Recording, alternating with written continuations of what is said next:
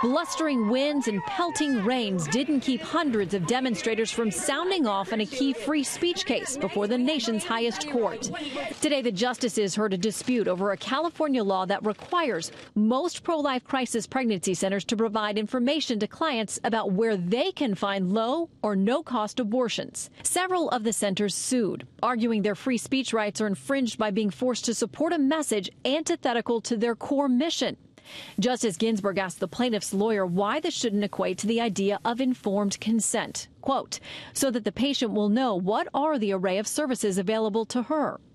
But a number of justices questioned if the law is based on making sure potential patients are fully informed, why it's full of exceptions and carve-outs for numerous medical facilities and providers, leaving nonprofit pro-life pregnancy centers as the ones saddled with disclosure and notice requirements.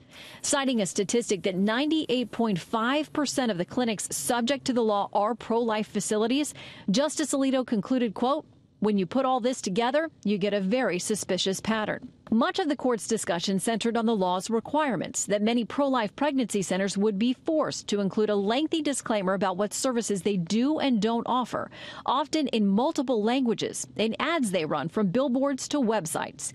Both Justices Kennedy and Sotomayor questioned whether the disclosure portion of the law was overly burdensome, with Kennedy going the extra step of saying it could nullify the statute altogether.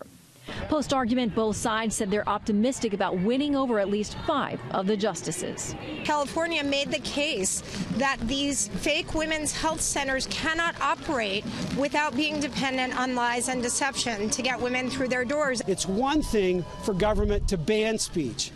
That's not acceptable. But it's even worse for the government to put words in your mouth and turn you into their marionette, that they can force you to say what they want you to say. Well, 2 of the justices asked today whether the issue was even ripe to hear. As California noted, it's really not been aggressively enforcing this law. But, Brett, whatever they decide, the opinion is due by late June. Okay, and we'll see you tonight at 11. See you then. Thanks, Shannon.